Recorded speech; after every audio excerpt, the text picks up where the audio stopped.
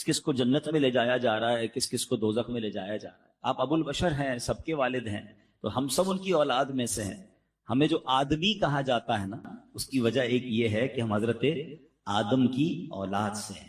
وہ قیامت کے دن دیکھ رہے ہوں گے کہ میری اولاد میں سے کون کون جنت میں جا رہا ہے، کون کون دوزخ میں جا رہا ہے. اتنے میں حضرت آدم علیہ السلام کی نظر پڑے گی کہ جناب رسول اللہ صلی اللہ تعالی علیہ وسلم کا امتی، اسے فرشتے جہنم کی طرف لے جا رہے ہیں. حالانکہ آپ کی امت میں اور بھی، آپ حضرت آدم کی اولاد میں تو بہت سارے نبیوں کی امتیں ہیں، مگر جب سرکار دو عالم علیہ السلام کا امتی جہنم کی طرف جا رہا ہوگا تو حضرت آدم علیہ السلام پکاریں گے یا احمد یا احمد، نبی پاک کو پکاریں گے. سبحان اللہ. نبی پاک علیہ السلام کو جیسے ہی یہ آواز ملے گی، سرکار دو عالم علیہ السلام حضرت آدم علیہ السلام کے پاس پہنچیں گے اور فرمائیں گے لبیک یا ابو البشر، اے ابو البشر فرمائیے کیا فرمانا ہے. تو حضرت آدم علیہ السلام کہیں گے کہ یہ آپ کا امتی ہے، فرشتے اسے جہنم کی طرف لے جا رہے ہیں. نبی پاک علیہ السلام فرماتے ہیں کہ جب میں یہ سنوں گا تو میں حضرت آدم علیہ السلام کی صدا سن کر فرشتوں کے پاس جاؤں، اور آقا فرمائیں گے اے میرے رب کے فرشتوں ٹھہر جاؤ.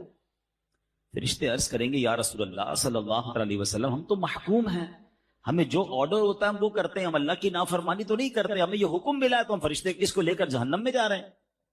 تو اب نبی پاک علیہ السلام اپنے مبارک ہاتھوں سے اپنی داڑھی کو پکڑ کر عرش الہی کی طرف رخ کر کے عرض کریں گے اے میرے رب، کیا تو نے مجھ سے وعدہ نہیں فرمایا کہ میری امت کے معاملے میں مجھے غمگین نہیں کرے گا؟ پیار تو دیکھیں، اپنی امت سے محبت تو دیکھیں. آقا خود فرما رہے ہیں کہ میں رب کی بارگاہ میں عرض کروں گا اے رب، تو نے مجھ سے پرومس نہیں کیا کہ میری امت کے بارے میں مجھے غمگین نہ فرمائے گا. اب فرشتوں کو حکم دیا جائے گا اطیعوا محمدا، محمد علیہ السلام کی فرما برداری کرو. یہ حکم ملتے ہی کیا ہوگا؟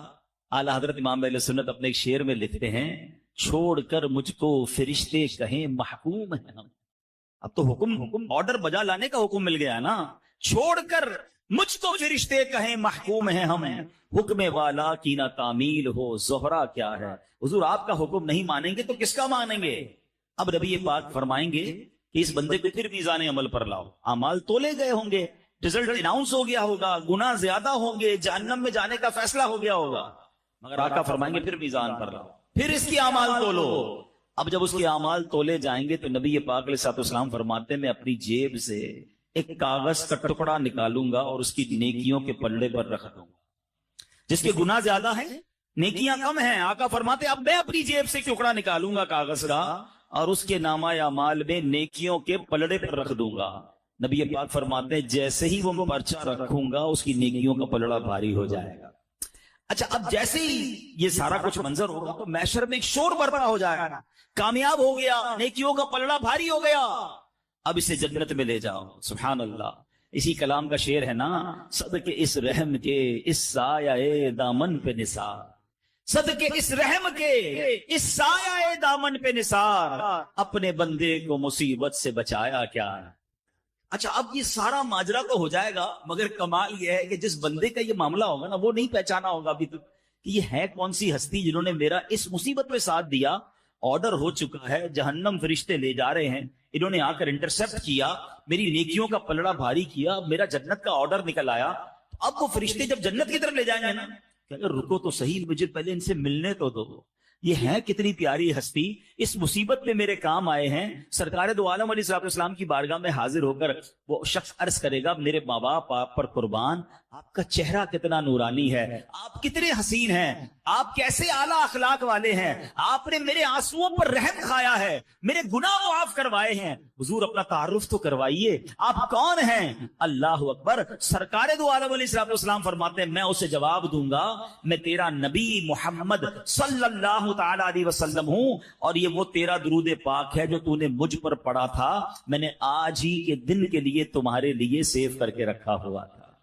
اللہ اکبر اللہ اکبر. دو باتیں سیکھنے کو مل رہی اس حدیث میں. ایک کہ درود پاک کتنی کمال کی چیز ہے، یہ نیکیوں کا پلڑا بھاری بنانے والا عمل ہے، یہ اللہ کی رضا حاصل کرنے والا عمل ہے، اس سے بگڑے کام سنور جاتے ہیں. مگر انفارچونیٹلی پرابلم یہ ہے کون سا ایسا بیان ہے، کون سی ایسی محفل ہے جس میں درود پاک کے فضائل بیان نہیں ہوتے. مگر اگر ہم دیکھیں تو یہاں بہت بڑی تعداد جو ہے پورا پورا دن گزر جاتا ہے، ایک بار بھی درود نہیں پڑھتے ہیں، حالانکہ یہ کثرت سے پڑھنے والا وظیفہ ہے۔ اگر میں یہاں سے پوچھنا شروع کروں تو سب کا کوئی نہ کوئی پرابلم ہوگا، کوئی بیمار بیٹھا ہوگا، کوئی قرضے میں ہوگا، کوئی کسی ڈیفیکلٹی، کوئی کس پرابلم ہوگا۔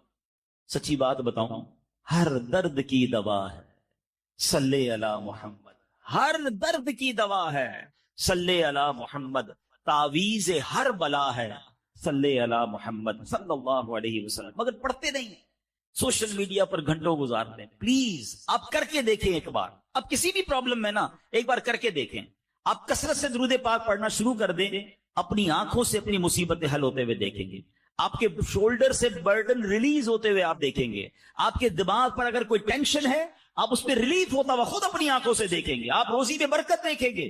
یہ میں نہیں کہہ رہا، یہ نبی پاک کے فرمان ہیں، انہوں نے وعدے فرمائے ہیں، انہوں نے یہ حدیث ارشاد فرمائی ہیں، لیکن ہم نہ جانے کیوں درود پاک میں اس طرح انوالو نہیں ہوتے۔ اور پھر قیامت کے دن انشاءاللہ، یہ ایک حدیث نہیں ہے، کئی حدیثوں کو اگر آپ پڑھیں، سرکار دو عالم علیہ السلام فرماتے تھے تم میں سے میرے سب سے زیادہ نزدیک قیامت کے دن وہ ہوگا جس نے مجھ پر سب سے زیادہ درود پڑے گا۔ میرے حوض کوثر میں کچھ لوگ آئیں گے، حدیثوں کو خلاصہ پیش کر رہا ہوں، جن کو میں کثرت درود کی وجہ سے پہچان لوں گا، پیارے آقا انہیں پہچان لیں گے۔ نبی پاک کہیں فرما رہے ہیں کہ میں اپنے ساتھ جنت میں لے جاؤں گا جو درود پاک کثرت سے پڑھنے والے ہوں گے، تو کیوں نہ ہم درود پاک کثرت سے پڑھیں۔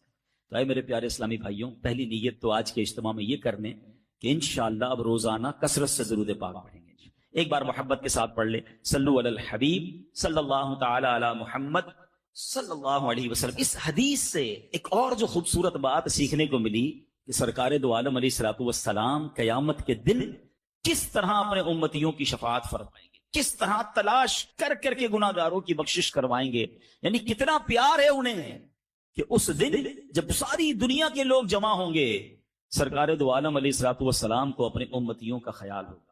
نبی پاک کے بہت سارے کمالات، بہت سارے اوصاف ہم نے سنے ہیں، مگر آج پرٹیکولرلی شفاعت مصطفیٰ صلی اللہ علیہ وسلم، یہ کتنا بڑا انعام ہے اس امت پر، یہ نبی پاک پر بھی انعام ہے کہ ان کو قیامت کے دن کیسی عزت کا مقام عطا کیا جائے گا، ہم سنیں گے آگے بیان میں۔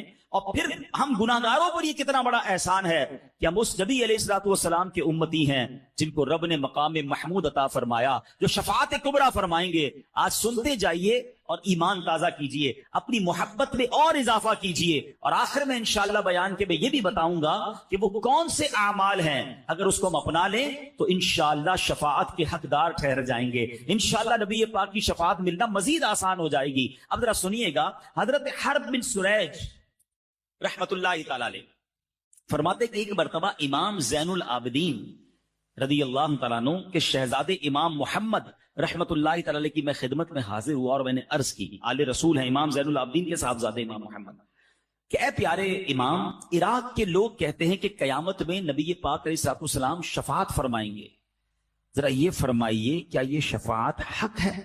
سوال کیا ان سے تو حضرت امام محمد کیا کہتے ہیں، خدا کی قسم شفاعت حق ہے۔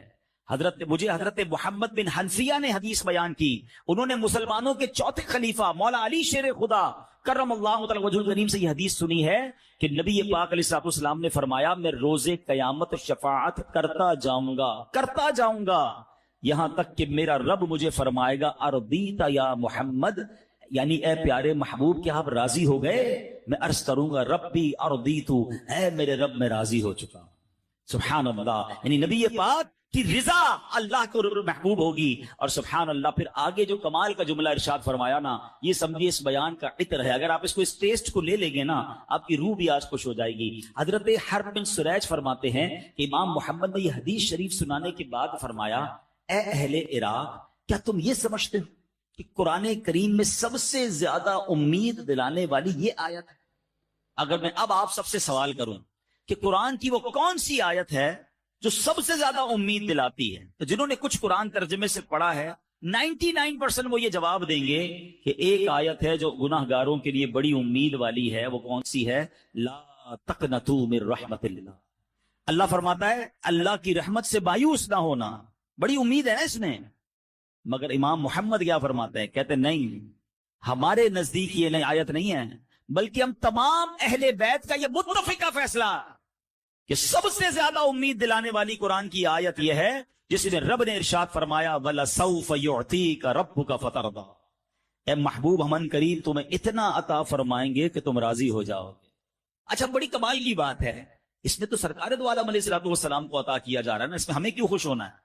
امت کے لیے کیا انعام ہے؟ اللہ اپنے حبیب سے فرما رہا ہے وَلَسَوْفَ يُعْطِيكَ رَبُّكَ فَتَرْضَىٰ، اے محبوب اب قریب تمہیں اتنا عطا فرمائیں گے کہ تم راضی ہو جاؤ گے. آپ کو پتہ ہے نبی پاک پر جب یہ آیت نازل ہوئی تو سرکار دو عالم علیہ السلام نے کیا فرمایا؟ آقا علیہ السلام نے اس سے فرمایا جب تک میرا ایک بھی امتی جہنم میں ہوا میں راضی نہیں ہوں گا. کہتے ہیں یہ آیت سب سے زیادہ امید دلانے والی ہے کہ رب نے اپنے حبیب کو راضی کرنے کا وعدہ فرمایا، اور حبیب پاک نے اپنی امت سے کیا وعدہ کر لیا کہ میں راضی نہیں ہوں گا جب تک میرا ایک ایک امتی جہنم سے باہر نہ نکال لوں. اے میرے پیارے اسلامی بھائیوں، اب ذرا غور کیجئے، دنیا میں اگر ہمیں کسی کو بلینک چیک دے دیا جائے کہ مانگیے کیا مانگنا ہے، آفر کوئی کرے کہ بتاؤ کیا چاہیے، تو ہمیں تو شاید اپنے ہی لوگ یاد آئیں گے، اپنے گھر والے یاد آئیں گے، اپنے فیوچر پلانز یاد آئیں گے. اللہ نے گویا نبی پاک کو اس آیت میں بلینک چیک عطا فرمایا وَلَسَوْفَ يُعْطِيكَ رَبُّكَ فَتَرْضَىٰ، اے محبوب ان قریب تمہارا رب تمہیں اتنا دے گا کہ تم راضی ہو جاؤ گے. آقا اپنے لیے مانگتے، اپنی آل کے لیے، اپنی فیملی کے لیے. اے امتیوں ہم سے کتنا پیار ہے، جب تک ایک بھی امتی جہنم میں ہوگا میں رب سے راضی نہیں ہوں گا، یعنی میں اس کو جہنم سے نکال لوں گا. اے میرے پیارے اسلامی بھائیوں، شفاعت کے بارے میں عقیدہ کیا ہونا چاہیے یہ بڑا ضروری ہے. اپنا بلیف سمجھ لیں ایز اے مسلم، ہمارا شفاعت کے بارے میں ہمارا عقیدہ کیا ہونا چاہیے. یاد رکھیے کہ ہمارے پیارے آقا علیہ السلام قیامت کے دن شفاعت فرمائیں گے، آپ کی شفاعت قبول کی جائے گی، اس کا عقیدہ رکھنا یہ واجب ہے. ٹھیک ہے، شفاعت مصطفیٰ کا انکار کفر ہے. کیوں کفر ہے؟ کہ شفاعت کا جو انکاری ہے وہ قرآن کی آیتوں کا انکاری ہے، وہ حدیثوں کا انکاری ہے، کیونکہ قرآن میں واضح طور پر محبوب پاک کی شفاعت کا بیان ہے. اب میں چند قرآن پاک کی آیتیں اور چند حدیثیں بیان کرتا ہوں کہ کہاں کہاں نبی پاک کی شفاعت کا بیان ہے. ایک تو یہی آیت وَلَسَوْفَ يُعْطِيكَ رَبُّكَ فَتَرْضَىٰ، اے محبوب ان قریب تمہارا رب تمہیں اتنا دے گا کہ تم راضی ہو جاؤ گے. اور نبی پاک کا یہ فرمانا کہ جب تک ایک امتی بھی جہنم میں ہوا میں راضی نہ ہوں گا، یہ پہلی آیت. اب دوسری سنیے، اللہ کریم ارشاد فرماتا ہے 26ویں پارے میں سورہ محمد آیت نمبر 19، ارشاد ہوا وَاسْتَغْفِرْ لِذَنبِكَ وَلِلْمُؤْمِنِينَ وَالْمُؤْمِنَاتِ. آسان ترجمہ قرآن کنز العرفان. اور اے حبیب اپنے خاص غلاموں اور عام مسلمان مردوں اور عورتوں کے گناہوں کی معافی مانگو. اب ذرا غور کیجئے، معاف کرنے والا کون ہے؟ رب ہے. جس نے معاف کرنا ہے وہ خود ہی نبی پاک کو کیا فرما رہا ہے کہ اپنی امت کے لیے مجھ سے استغفار کر لو تاکہ میں ان سب کی بخشش فرما دوں. اب بتائیے کیا نبی پاک رب کا کوئی فرمان ٹال سکتے ہیں؟ اس کا مطلب یہ ہوا کہ رب ہی نے فرمایا ہے کہ اے محبوب اپنی امت کی مجھ سے سفارش کرو، ان کے لیے استغفار کرو. تو قرآن کی یہ آیت بھی بتا رہی ہے کہ نبی پاک کو شفاعت کا حق عطا فرمایا، شفاعت کا تحفہ عطا فرمایا گیا. اور سبحان اللہ، اب آئیے پارہ 15 سورہ بنی اسرائیل آیت نمبر 79 میں ارشاد ہوتا ہے عَسَىٰ أَن يَبْعَثَكَ رَبُّكَ مَقَامًا مَحْمُودًا. کتنی خوبصورت آیت ہے. اللہ فرماتا ہے قریب ہے کہ آپ کا رب آپ کو ایسے مقام پر فائز فرمائے گا کہ جہاں سب تمہاری حمد کریں گے. مقام محمود کیا ہے؟ نبی پاک سے ہی سوال کیا گیا کہ یا رسول اللہ مقام محمود کیا ہے؟ فرمایا ہوا الشفاعہ، وہ شفاعت ہے. سبحان اللہ، مقام محمود نبی پاک علیہ السلام کو جب عطا کیا جائے گا نا، وہ قیامت کے دن ایسا نرالا منظر ہوگا. اللہ اکبر. انشاءاللہ عاشقان رسول اس دن کے انتظار میں ہیں. سیدی اعلی حضرت کہتے ہیں نا عرش حق ہے مسند رفعت رسول اللہ کی، دیکھنی ہے حشر میں عزت رسول اللہ کی. خدا کی قسم اس دن نبی پاک کی عزت ساری دنیا دیکھے گی. اور یہ بھی یاد رکھیے گا کہ اس دن صرف مسلمان نہیں غیر مسلم بھی مان جائیں گے. جو آج نبی پاک کی شفاعت کے منکر ہیں وہ بھی مان جائیں گے، کیونکہ رب نے انہیں مقام کیسا دینا ہے وہ اپنی آنکھوں سے سب کچھ ہوتا ہوا دیکھ رہے ہوں گے. وہ مقام کیسا ہوگا؟ آئیے حدیث پاک کا خلاصہ سنیے اور ایمان تازہ کیجئے. نبی پاک کی خصوصیت یہ ہے کہ روزے قیامت پیارے آقا علیہ السلام سب سے پہلے اپنے روزہ مبارک سے باہر تشریف لائیں گے. جیسے ہی آپ اپنی قبر انور سے باہر آئیں گے قبر سے تو سارے ہی لوگ قیامت کے دن نکلیں گے نا، مگر فرسٹ آف آل سب سے پہلے جو اپنی قبر مبارک سے نکلیں گے وہ رسول پاک علیہ الصلوۃ والسلام ہوں گے. اور جیسے ہی اپنے روزے سے آپ باہر نکلیں گے 70,000 فرشتے تعظیم اور احترام کے لیے حاضر ہو جائیں گے. کیا شاندار پروٹوکول ہوگا نبی پاک علیہ الصلوۃ والسلام کا. پھر آپ کی خدمت میں براق پیش کیا جائے گا، جنتی سواری پیش کی جائے گی جس پر سوار ہو کر آپ میدان محشر کو تشریف لائیں گے. اللہ اکبر. اب سنیے نبی پاک کے فرمان، ایمان تازہ ہو جائے گا. آقا فرماتے انا سید ولد آدم یوم القیامہ، قیامت کے دن میں تمام اولاد آدم کا سردار ہوں گا. ایک روایت میں فرمایا انا اولہم خروجا، قیامت کے دن سب سے پہلے میں ہی اپنی قبر انور سے باہر تشریف لاؤں گا. وانا قائدہم اذا وفدوا، جب سب بارگاہ الہی میں پیش ہوں گے میں سب کا پیشوا ہوں گا. وانا خطیبہم اذا انصتوا، جب سارے لوگ خاموش ہو جائیں گے کسی میں جرأت نہیں ہوگی بات کرنے کی، میں خطیب ہوں گا. وانا مستشفعہم اذا حبسوا، جب انہیں روک لیا جائے گا حساب شروع نہیں ہو رہا ہوگا میں ان کی شفاعت کروں گا. وانا مبشرہم اذا انسوا، جب سب مایوس ہوں گے میں انہیں خوشخبری سناؤں گا. الکرامۃ والمفاتیح یومئذ بیدی، اس دن بزرگی اور عزت بھی میری ہوگی اور جنت کی چابیاں بھی میرے ہاتھ میں ہوں گی.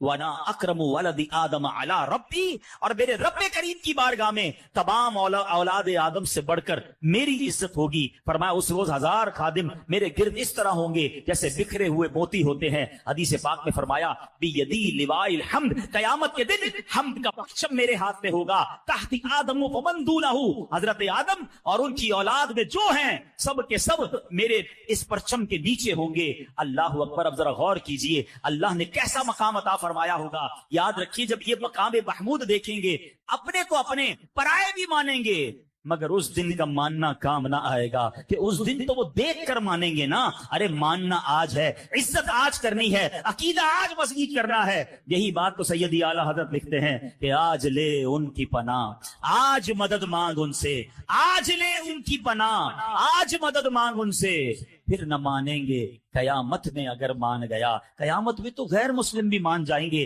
جب ایسا مقام دیکھیں گے. اب تصور کیجئے وہ کیسا دن ہوگا. زمین تانبے کی ہوگی، لوگ اپنے پسینے میں ڈبکیاں کھا رہے ہوں گے، انتظار ہوگا کہ ختم نہیں ہو رہا ہوگا.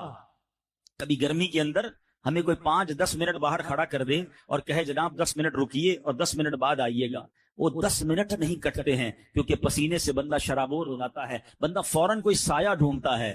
مگر اس دن اللہ کے عرش کے سوا کوئی سایہ نہ ہوگا. اب کیا ہوگا جب بہت گرمی لگے گی، بہت ٹائم گزر جائے گا تو اہل محشر آپس میں مشورہ کریں گے کہ کچھ تو کرو، کسی سے تو بات کرو، حساب کتاب ہی شروع ہو جائے. کھڑے کھڑے جناب گرمی میں سارے تھک گئے. اب جناب سب مل کر حضرت آدم علیہ السلام کے پاس جائیں گے. جب حضرت آدم کے پاس جائیں گے نا تو جا کر کہیں گے اے ابو البشر، آپ سب سے پہلے دنیا میں آیا، آپ اللہ کی بارگاہ میں سفارش کریں اور ہمارے اس مصیبت سے ہماری نجات دلائیں. کیا ہوگا؟ حضرت آدم کہیں گے نفسی نفسی اذهبوا الی غیری. آج جیسا رب نے غضب کیا ہے پہلے ایسا غضب کبھی نہ کیا ہوگا، کسی اور کے پاس جاؤ. یہ سارے محشر کے لوگ ڈھونڈتے ڈھونڈتے حضرت نوح علیہ السلام کے پاس پہنچیں گے. اے نوح، آپ آدم میں ثانی ہیں، آپ اللہ کی بارگاہ میں، آپ نجی اللہ ہیں، آپ اللہ کی بارگاہ میں ہماری سفارش کریں. آپ فرمائیں گے اذهبوا الی غیری نفسی نفسی. آج رب نے جیسا غضب کیا ایسا پہلے کبھی نہیں کیا. اہل محشر پھر تلاش کرتے ہوئے حضرت ابراہیم کے پاس آئیں گے. آپ تو خلیل اللہ ہیں، اللہ کے دوست ہیں، آپ اللہ سے عرض کریں. وہ بھی کہیں گے اذهبوا الی غیری. اس کے بعد حضرت عیسیٰ علیہ السلام کے پاس آئیں گے، وہ بھی منع کر دیں گے. آخر اہل محشر کہیں گے ہمیں کوئی راستہ تو بتا دیں، کوئی کلو تو دے دیں، ہم جائیں تو کس کے پاس جائیں.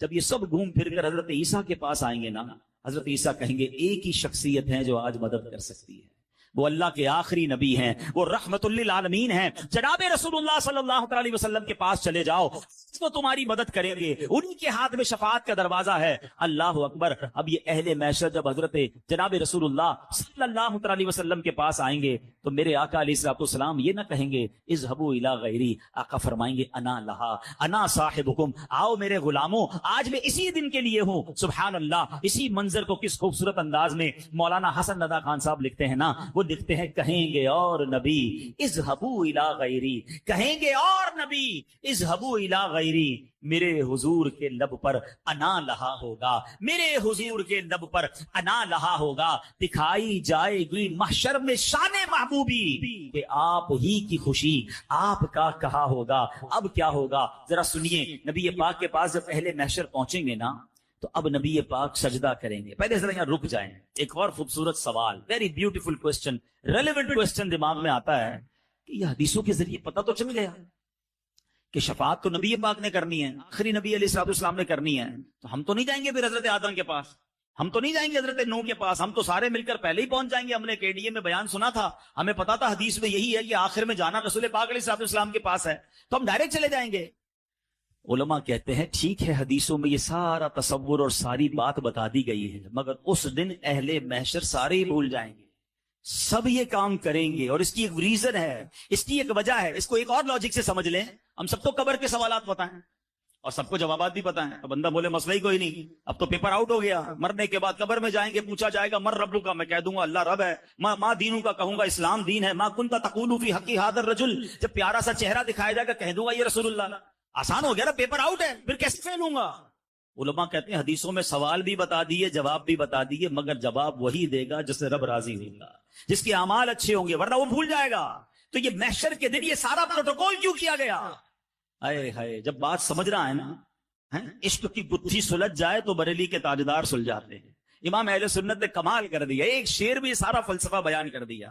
وہ کہتے ہیں خلیل و نجی مسیح و صفی سبھی سے کہیں بھی بنی، سب کے پاس گئے نا، کہیں بات بنی، حضرت ابراہیم کے پاس گئے، حضرت موسیٰ کے پاس گئے، حضرت عیسیٰ کے پاس گئے، حضرت آدم کے پاس گئے، اتنا گھومے، کوئی بات بنی کہ نہیں؟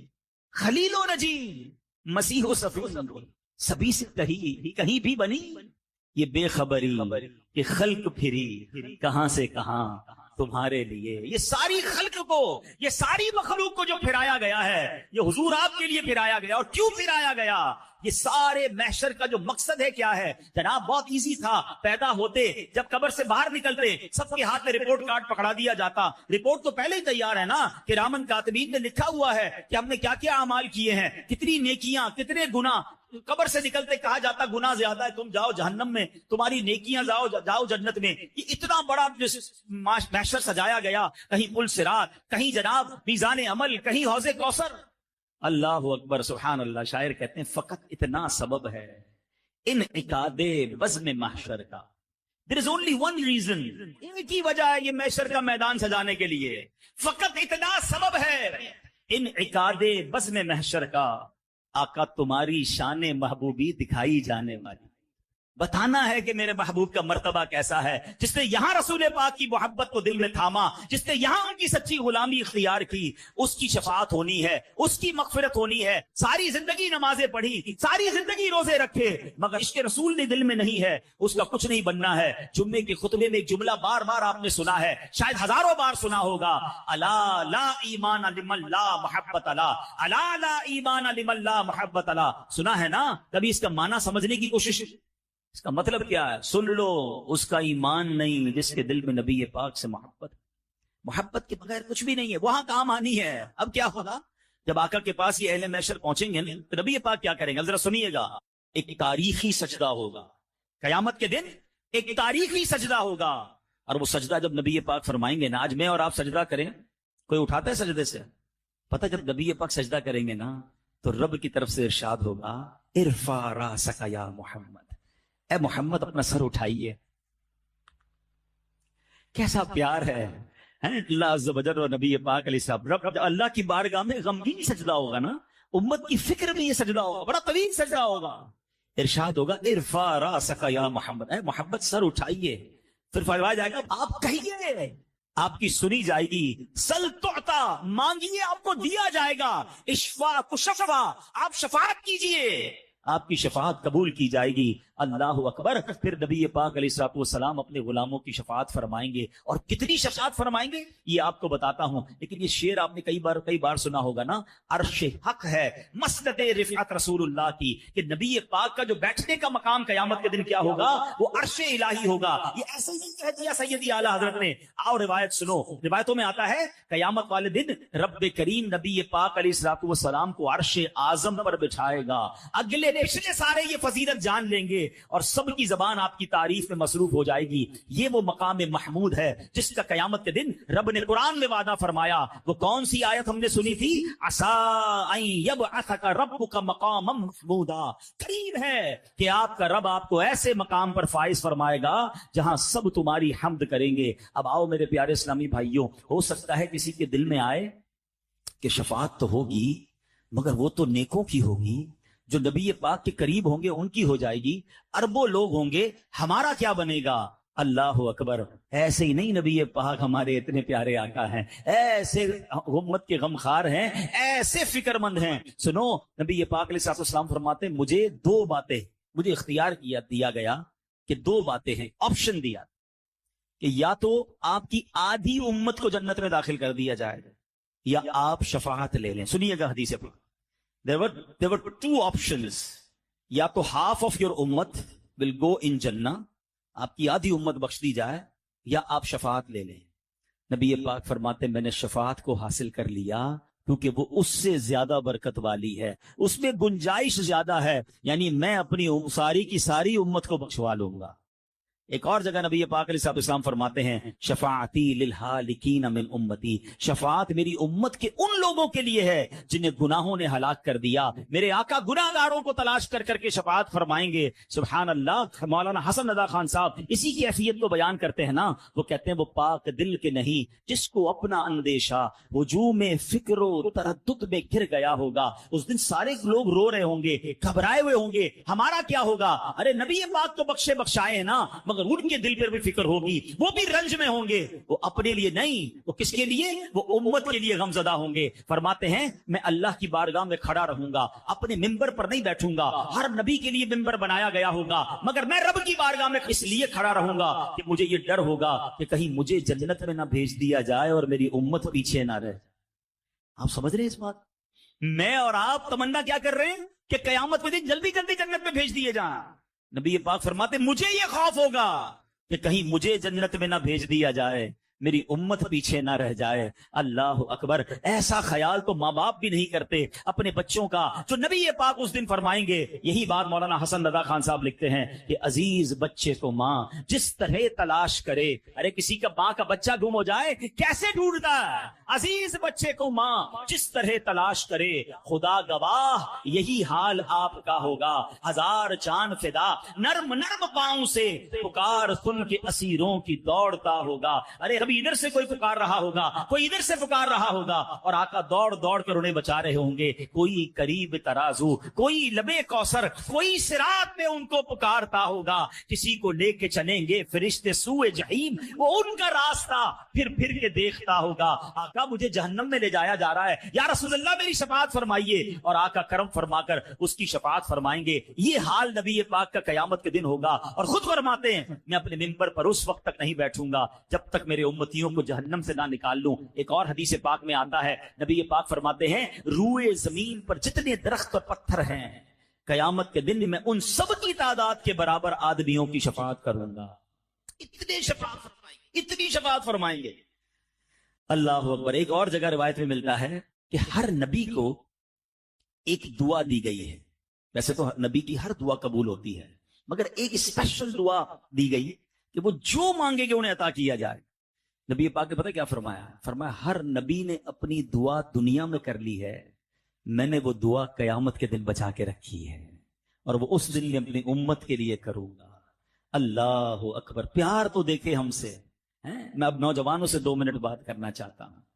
ہم لوگ کہتے ہیں میں فلاں فٹ بالر سے پیار کرتا ہوں, مجھے فلاں ایکٹر سے پیار, مجھے فلاں کرکٹر بڑا اچھا لگتا. گھر میں جاؤ تو تصویریں لگائی ہوئی ہیں, اس کو ایڈمائر کر رہے ہیں, اس کو فالو کر رہے ہیں, اس جیسے کپڑے, اس جیسے بال, اس جیسے سٹائل.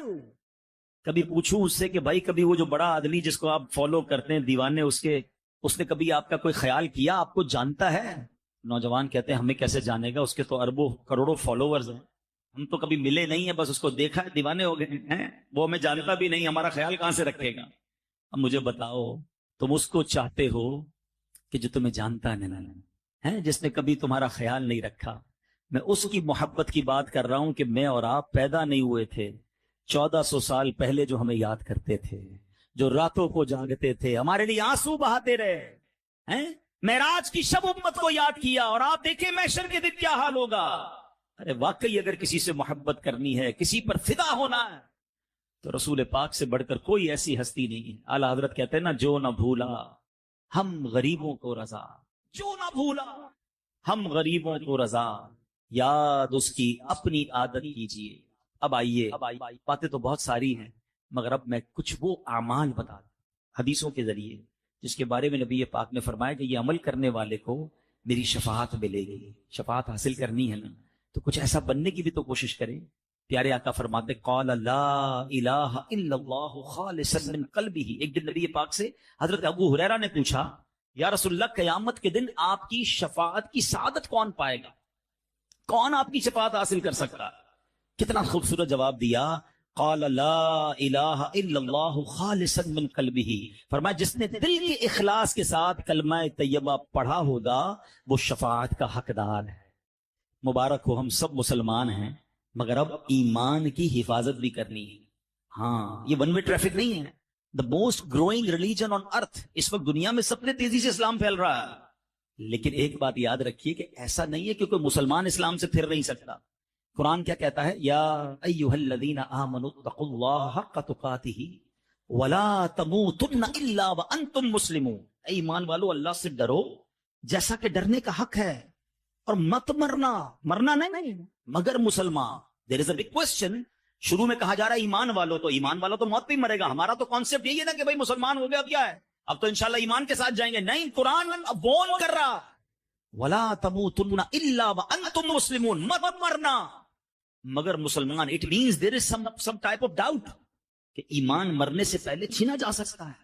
آپ کو پتا ہے سرکار دو عالم علیہ السلام کے صدقے ہمیں ایمان ملا ہے نا۔ نعت میں پڑھتے نا، تیرے صدقے میں آقا سارے جہاں کو دین ملا۔ مگر وہ کیا دعا کرتے؟ یا مقلب القلوب ثبت قلبی علی دینک، اے دلوں کو پھیرنے والے، میرے دل کو اپنے دین پر ثابت قدمی عطا فرما۔ تو پلیز دو باتیں کرنی، ایک تو ایمان کی فکر کرنی ہے، ایمان کی حفاظت کے لیے دعا کریں، کچھ تھوڑی سی فکر کریں۔ آپ کی قیمتی گاڑی ہے، قیمتی موبائل ہے، قیمتی اشیاء ہے، اس کی حفاظت کی فکر کرتے ہو؟ سب سے زیادہ قیمتی کیا ہے میرے اور آپ کے پاس؟ وہ ایمان ہے، اور ایمان بہت سارے طریقوں سے چھن سکتا ہے۔ ایک تو یہ ہے کہ بندہ دعا کرے۔ اس کی وجہ کیا ہے کہ ہمارا سب سے بڑا دشمن کون ہے؟ قرآن کہتا ہے انہ لکم عدو مبین، شیطان، اوپن اینیمی۔ قرآن کہتا ہے وہی شیطان پتہ کیا چاہتا ہے؟ الٹیمیٹ گول شیطان کا کیا ہے کہ وہ تو جہنم میں جائے گا، بے ایمان ہے، وہ چاہتا ہے میں ان کا بھی ایمان کسی طرح چھین لوں اور یہ بھی میرے ساتھ جہنم میں جائے۔ تو اب اس کے پلانز ہیں، اس پلانز کو سمجھنا ہوگا۔ برے خاتمے کے اسباب میں علماء کہتے ہیں بری صحبت، گناہوں کی تکرار، بار بار ہر وقت گناہ کرتے رہنا۔ حدیث پاک میں آتا ہے جب بندہ ایک گناہ کرتا ہے اس کے دل پر ایک سیاہ ڈاٹ لگ جاتا ہے، دوسرا کرتا ہے، پھر تیسرا کرتا ہے، پھر ایک ڈاٹ، کرتے کرتے کرتے پورا دل ہی سیاہ ہو جاتا ہے۔ اب اس پر ہدایت کی کوئی بات اثر نہیں کرتی ہے۔ ایسے بھی کئی لوگ ہوتے ہیں جب بھی دین کی بات کرو انہیں الجھن شروع ہو جاتی ہے، چڑ آتی ہے۔ قرآن کی بات کرو، حدیث کی بات کرو، برا لگتا ہے، وہ کہیں بیٹھ نہیں سکتے دین کی محفل میں۔ چیک کرو کہیں دل تو سیاہ نہیں ہو گیا، کیونکہ دل سیاہ ہو گیا تو شیطان کا اٹیک کامیاب ہو سکتا ہے، ایمان چھین سکتا ہے۔ دوسرا پرابلم جو ایمان چھین سکتا ہے وہ کفریہ کلمات ہو۔ اب باقاعدہ پلان کیا ہے شیطان نے، ہمارے بچوں کو پتہ نہیں ہے، ہمارے نوجوانوں کو پتہ نہیں ہے، فلمی گانوں میں کفریہ کلمے ڈال دیے، کامیڈی شو کے اندر عجیب عجیب سے چٹکلے آ رہے ہیں جس میں کبھی جنت کا مذاق، کبھی دوزخ کا مذاق، جہنم کے عذاب کا مذاق اڑایا جا رہا ہے۔ ہم تو جہنم میں جائیں گے، معاذ اللہ کہ وہاں فلاں لوگ بھی ہوں گے، یعنی آپ کو اس طرح ہنسایا جا رہا ہے اور لوگ ہنس بھی رہے ہیں، اس کو ریپیٹ بھی کر رہے ہیں، حالانکہ یہ نہیں پتا۔ ان تمام چیزوں میں ہماری ایک لمٹ ہے، ہم اس لمٹ کو کراس کریں تو دائرہ اسلام سے خارج ہو سکتے ہیں۔ تو ہمیں ان تمام چیزوں کا علم، بری صحبتوں سے بچنا ہے، بولتے سے پہلے خیال کرنا ہے، ہر جگہ بولنا نہیں ہوتا، ہر بات میں آپ اپنی لب کشائی نہیں کر سکتے۔ بہرحال یہ ٹاپک تو بہت لمبا ہے، لیکن میں ایک مشورہ دے دیتا ہوں، پھر اگلے ٹاپک پر آتا ہوں ایک کتاب میں آپ کو سجیسٹ کرتا ہوں, one of the beautiful book on that subject, بلکہ میں کہوں کہ صدیوں میں ایسی کتاب نہیں لکھی گئی ہے. اللہ سلامت رکھے امیر اہل سنت, فاؤنڈر آف دعوت اسلامی, مولانا الیاس قادری صاحب کو کتاب کا نام ہے کفریہ کلمات کے بارے میں سوال و جواب.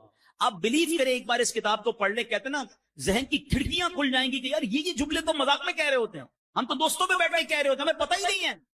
مگر وہ جملے بعض اوقات زبان سے نکلتے ہیں جو بندے کو ایمان سے خارج کر دیتے ہیں. یہ شاکی پلان کر کے داخل کیے گئے ہماری گفتگو میں, ہمارے محاوروں میں, ہمارے جناب فلموں ڈراموں کے اندر. ایمان کی فکر کریں, ولا تموتن الا وانتم مسلمون, مت مرنا مگر مسلمان. اب بھی ہو سکتا ہے کسی کے ذہن میں خیال آئے کہ یار یہ مولانا صاحب نئی بات لے آئے بھائی, یہ کہاں ایمان کیسے ختم ہوگا بھائی, مسلمان ہیں, مسلمان ہو کے بھی ایمان سے جائیں گے. اعلیٰ حضرت نے 100 سال پہلے ایک بات سمجھائی تھی, سونا جنگل رات اندھیری, چھائی بدلی کالی ہے, سونے والو جاگتے رہیے, چوروں کی رکھوالی ہے. آج ہو کیا گیا ہے کہ قرآن کی انٹرپریٹیشن کرنے, حدیث بیان کرنے, دین بیان کرنے نت نئے لوگ آ رہے ہیں جو کہیں سے علم دین سیکھا نہیں ہے, چند کتابیں پڑھ لی, چند لاجکس پڑھ لی, اور لوگ ان کی باتیں سن رہے ہیں. اور یہی تو وہ ایمان کے ڈاکو ہیں کہ جو آپ کے دل میں ایک ایسی سوئی چبو دیں گے کہ کسی کو اولیاء کرام سے دور کریں گے, کسی کو صحابہ سے دور کریں گے, کسی کو علماء سے دور کریں گے. الٹیمیٹ گول یہ ہے کہ انہیں اسلام سے دور کرنا ہے. آپ کی پہلے بنیادیں ہلکی ہوں گی نا, جب آپ اولیاء سے بھی دور, صحابہ سے بھی دور, علماء سے بھی دور ہو جائیں گے, اینڈ آف دا ڈے اسلام سے بھی دور ہو جائیں گے. یہ پلان ہے, آپ لوگ سمجھ نہیں رہے اور انہیں سنی جا رہے ہیں. تو ہمیں دین بھی ان سے سیکھنا ہے جو باقاعدہ سرٹیفائیڈ عاشق رسول علماء کرام, تاکہ ہمارے دین کی اساس مضبوط رہے. کبھی آپ نے یہ کیا کہ آپ کا گھر بنانا ہو اور آپ کہیں یار ڈاکٹر دوائی بڑی اچھی دیتا ہے, جب جاتا ہوں علاج ٹھیک ہو جاتا ہے, چلو گھر بھی اسی سے بنا لیتا ہوں. آپ کہیں گے نہیں یار ڈاکٹر اچھا ہے مگر بلڈر نہیں ہے. ایک بلڈر سے گھر بنایا, اس نے گھر بہت اچھا بنایا, اس نے کہا گھر بڑا اچھا بنایا, بقرا عید میں جانور بھی اسی سے کٹوا لیتا ہوں. کہ نہیں یار وہ کسائی تھوڑی ہے, وہ بلڈر ہے. تو یو نو کہ جس کا جو کام ہے وہ اس سے سیکھتے ہیں. دین بھی اس سے سیکھے نا, کہ جو دین کا ایکسپرٹ ہو, جس کی جو مرضی سوشل میڈیا پر آ کر بیان شروع کیا, ہم نے سننا شروع کیا اور کنفیوز ہونا شروع کیا. یہ تو پلان ہے کہ کہیں کوئی کوشش کر رہا ہے ان کے دل سے عشق رسول نکال آ رہے ہیں, کوئی کوشش کر رہا ہے اولیاء کی محبت نکال دیں, کوئی کوشش کر رہا ہے صحابہ کی محبت نکال دیں, کوئی چاہتا ہے اہل بیت امام حسین کی محبت دل سے نکالے. سارے پلانز ہیں. دیکھیے ہمیشہ کوئی نہیں کہے گا اللہ کی محبت دل سے نکالو, کوئی نہیں کہے گا اسلام سے پھر جاؤ. وہ پہلے آپ کی بنیادیں کاٹ رہے ہیں کہ ایک ایک کر کے یہ ساری بنیادیں کٹیں, آخری الٹیمیٹ گول ایمان ہے. تو پلیز ان چالوں کو سمجھیے. اعلیٰ حضرت نے کہا تھا آنکھ سے کاجل صاف چرا دیں, یہاں وہ چور ملاتے ہیں, تیری گٹھڑی تاکی ہے اور تو نے نیند نکل. آنکھ سے کاجل کون چرا سکتا ہے؟ اتنے شاطر ہیں کہ کاجل بھی چوری ہو جائے گا, آنکھ کو پتہ بھی نہیں چلے گا. یہی ہو رہا ہے کہ دین کے نام پر ایمان چھیننے کی کوشش ہو رہی ہے, بٹ نوبڈی کیئر. ایسا نہ کریں, علماء کرام سے مربوط رہیں, عاشقان رسول علماء کرام کی صحبت اختیار کریں, انشاءاللہ ایمان مضبوط رہے گا. اور باتیں تھیں مگر میں ایک عشق والی بات پر اب اپنا بیان ختم کرتا ہوں. شفاعت حاصل کرنی ہے نا, تو ایک ایسی جگہ ہے جہاں چلے جاؤ شفاعت واجب ہو جائے گی. آقا فرماتے من زار قبری وجبت لہو شفاعتی, جس نے میرے روزے کی زیارت کی اس پر میری شفاعت واجب ہو جائے. آئے ہائے, یہ وہ دربار ہے جہاں جاؤ تو شفاعت واجب ہو جاتی ہے. اچھا مدینے کی زندگی بھی نرالی, مدینے کی موت بھی نرالی. آقا فرماتے تم میں سے جس سے ہو سکے مدینے میں مرے, کہ جو مدینے میں مرے گا میں اس کی شفاعت کروں. ادھر کی موت بھی نرالی. اعلیٰ حضرت کہتے ہیں نا طیبہ میں مر کے ٹھنڈے چلے جاؤ آنکھیں بند, سیدھی سڑک یہ شہر شفاعت نگر کی ہے. تو مدینے جایا کیجیے اور یاد رکھیے, اس کی تڑپ رکھیے, اس کی دعا کیجیے, اس کی التجا کیجیے. اگر کوئی مجھے غریب سن رہا ہے نا, اب دل میں